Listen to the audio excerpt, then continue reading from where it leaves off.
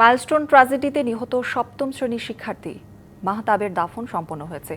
সন্ধ্যায় কুমিল্লার দেবিদ্বার উপজেলার রাজামেহার ইউনিয়নের গ্রামের বাড়িতে তার মরদেহ পৌঁছালে সেখানকার আকাশ বাতাস ভারী হয়ে ওঠে স্বজন ও এলাকাবাসীর আহাজারিতে।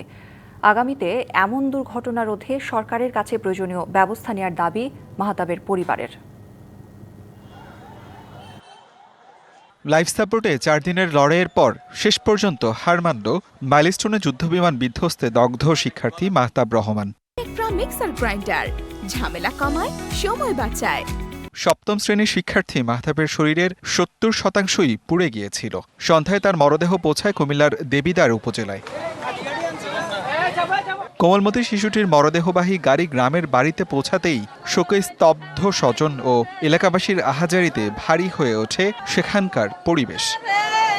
কি বলার কোনো ভাষা নাই। আমরা সবাই মর্মাহত। আমাদের তো বাগিনা চলে গেছে, আমরা তো আমাদের বাগিনারা ফিরে পাবো না। অসময়ে সন্তানের এমন চলে যাওয়া মানতে পারছে না মাহতাবের বাবা মা। কল্পনা করার মতো না, আমার কলিজাটা, আমার বাবাটা এমন সিন দেখবো আমরা কেউ ভাবি নাই। অসম্ভব মেধাবী ছেলে ছিল।